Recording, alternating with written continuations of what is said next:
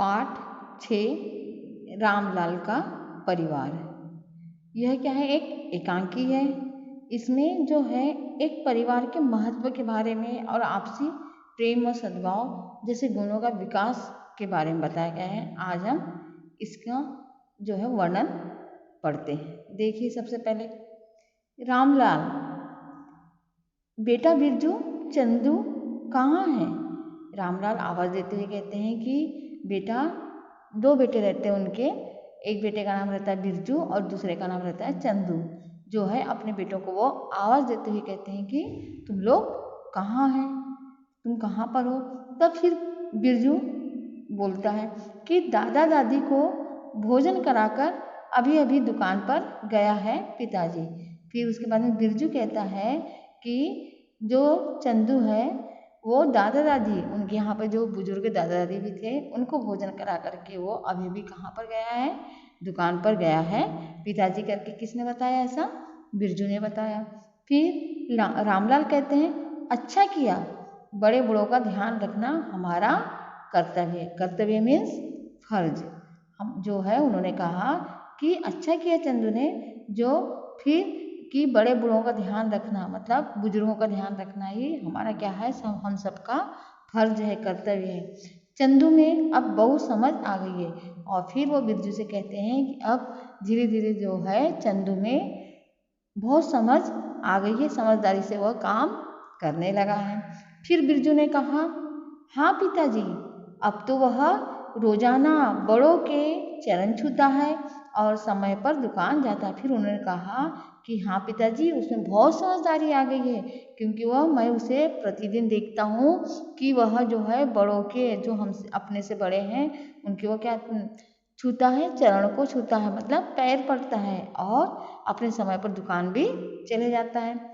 माँ जो कह देती है वह काम तुरंत करता है, और माँ उससे जो भी काम करवाती है और करने को बोलती है तो वो तुरंत कर देता है। ऐसा करके किसने कहा? बिरजू ने कहा। फिर रामलाल ने कहा मैं भी यही देख रहा हूँ, बहुत अच्छा है परिवार में सब अपना अपना काम करे। उन्होंने फिर कहा कि यह तो बहुत अच्छा है, अच्छी बात है कि परिवार में सभी लोग अपना अपना कार्य करते चले, फिर है एक दूसरे का आदर करें, उससे अधिक हमें और क्या चाहिए बिरजू। फिर उन्होंने कहा कि ये तो बहुत अच्छा है कि वो अपने से बड़ों का ध्यान रखता है, आदर करता है और सबको एक समान से देखता है, तो इससे ज़्यादा हमको क्या चाहिए बिरजू करके उनके पिताजी कहते हैं। फिर बिरजू ने कहा पिताजी, पास वाली बुआ जी 2 दिन से बीमार है, यदि खेत चलने में देरी हो तो मैं उधर हो आता हूँ। उन्होंने कहा कि पास में बुआ रहती है, उनकी जो है 2 दिन से क्या है, वह बीमार है, मैं उसको देख करके आता हूँ, यदि खेत जाने में देरी हो तो मैं उनसे मिल करके आता हूँ। ऐसा करके बिरजू ने कहा। फिर इसके बारे में देखिए आगे, रामलाल कहता है हाँ हाँ, मैं भी अभी उधर से ही आया हूँ, 15 दिन पहले ही उन्होंने अपनी बेटी का विवाह किया है, वह भी अब ससुराल चले गई है, कोई संभालने वाला है नहीं। देखो बुआ से पूछ लेना, किसी बात के लिए संकोच न करे। तब वो अपने पुत्र को बोलता है बिरजू को कि हाँ हाँ, मैं अभी भी उधर से ही आया हूँ, उन्होंने 15 दिन पहले ही उन्होंने अपनी बेटी की शादी की है और अभी वो कहाँ पर है? ससुराल में है। तो इस प्रकार से जो है वो बुआ अकेली पड़ गई है, उसे संभालने वाला कोई नहीं है। उन्हें कहना कि अगर किसी भी बात की या किसी भी प्रकार की सहायता की जरूरत पड़े तो बेझिझक कहे, बिना संकोच के हम लोगों से कहे। ऐसा करके कहना करके बिरजू से कहा उन्होंने। फिर बिरजू ने बोला ठीक है पिताजी, आप भोजन कर विश्राम करें, तब तक मैं बुआ के लिए दवा का प्रबंध कराता हूँ।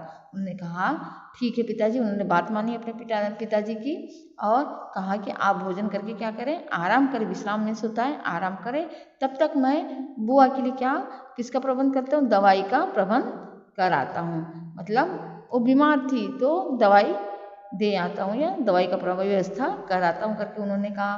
फिर रामलाल ने कहा चंदू कैसे आ गए तुम, क्या आज दुकान पर काम नहीं? फिर उसी समय जो है चंदू आ जाता है, तो उनके पिताजी चंदू से पूछते हैं कि कैसे आ गए तुम, मतलब इतनी जल्दी तुम कैसे आ गए, क्या दुकान में काम नहीं है? तब चंदू ने कहा काम तो बहुत है पिताजी, मेले के दिन भी हैं। उन्होंने कहा दुकान में काम बहुत है, लेकिन अभी क्या किसके दिन है?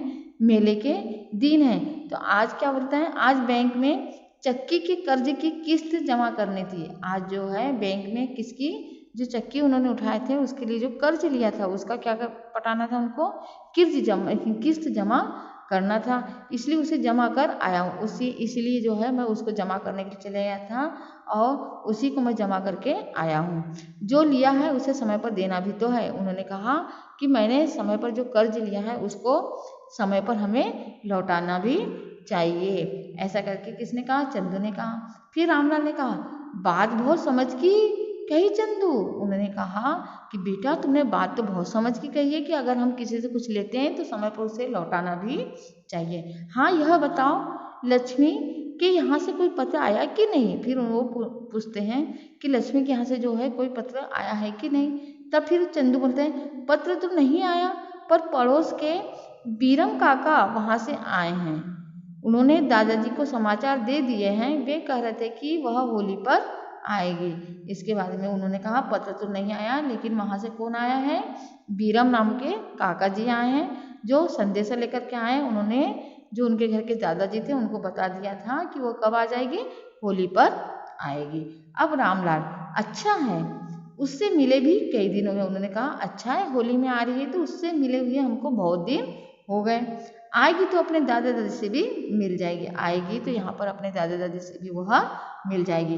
कई बार जो है उनके दादा दादी जो है वो याद करते हैं। अब चंदू ने कहा, पिताजी दादा दादी को तो हम सबसे बहुत ही मोह है, थोड़ी देर भी दिखाई न दें तो कई बार पुकार लेते हैं। उन्होंने कहा दादा दादी को तो हम सभी से प्यार है, वो अगर हम लोग कहीं पर भी दिखाई नहीं देंगे तो वो आवाज़ दे दे करके पुकारते हैं।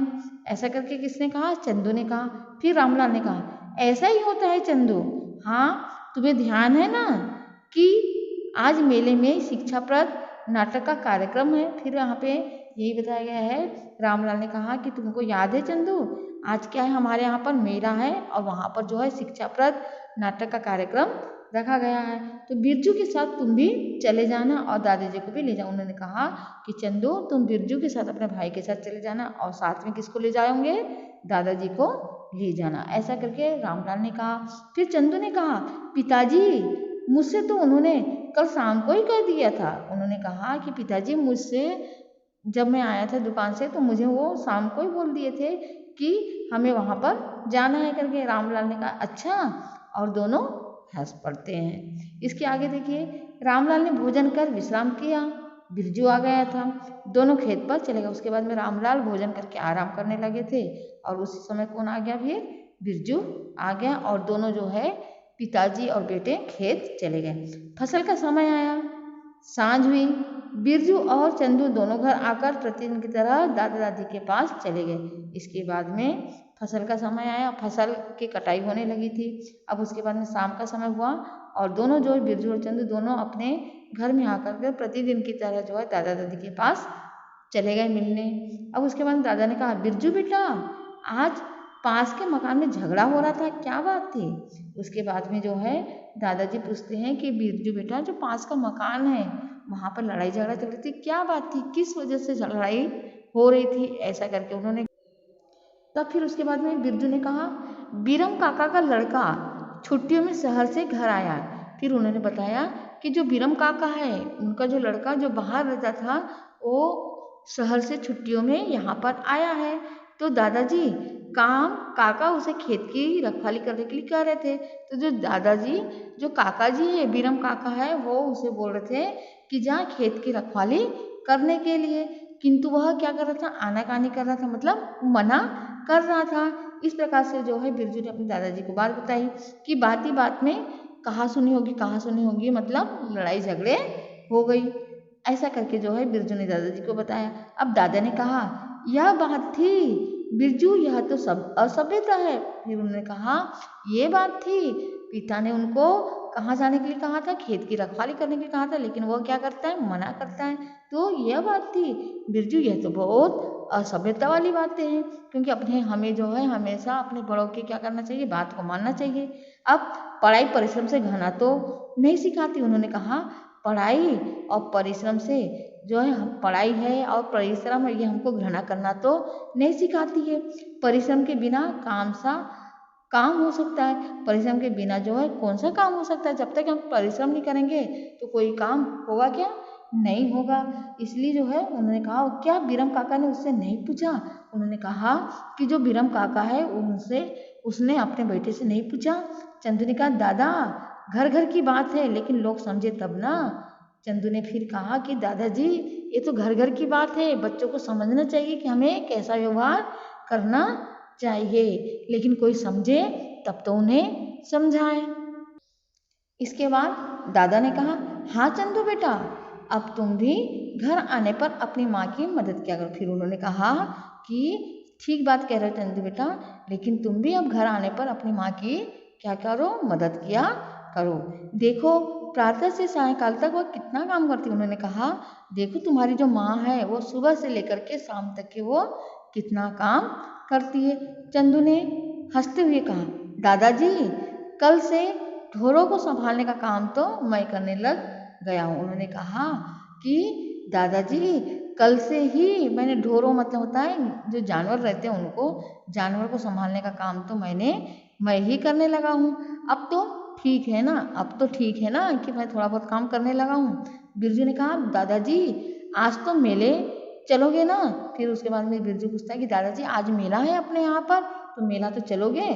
तब दादाजी ने कहा, हाँ बिरजू चलेंगे, लेकिन तुम दोनों साथ चलो। तब उन्होंने कहा कि हम मेले चलेंगे लेकिन तुम दोनों भाइयों के साथ में जाएंगे। हमारा क्या है, बुढ़ापा है, वृद्धावस्था है, कहीं गिर जाऊं तो उठाने वाला भी तो हो ना। ऐसा करके दादाजी ने कहा। फिर दादा कभी कभी ऐसी बातें कर परिवार में सरसता को और बढ़ा देते हैं, और दादाजी इस प्रकार की बातें को करके परिवार के में जो सरसता मतलब मिठास को और अधिक बढ़ा देते हैं। एक बार चंदू ने उनसे पूछ ही लिया था, दादाजी आपने अपने दांत कहाँ रखे हैं। एक बार चंदू ने उनसे पूछ लिया था कि दादाजी आपने अपने दांत कहाँ पर रखे हैं। तब दादाजी ने तब चंदू के मुंह की ओर संकेत करते हुए कहा था, मेरे दांत अपने मुंह में छिपाकर मुझसे पूछता है, तब सब ठहाका मारकर हंस पड़ते हैं। उन्होंने इस प्रकार से उत्तर दिया। इसी बीच रामलाल भी वहां आ गए। अब रामलाल ने कहा, बुआ का अब क्या हाल है बिरजू। उन्होंने कहा, जो बुआ है उसका हाल क्या है, मतलब हाल मतलब होता वो कैसी है बिरजू। बिरजू ने कहा, हाँ अब कुछ आराम है, अब कुछ उनकी तबीयत ठीक है, आराम है।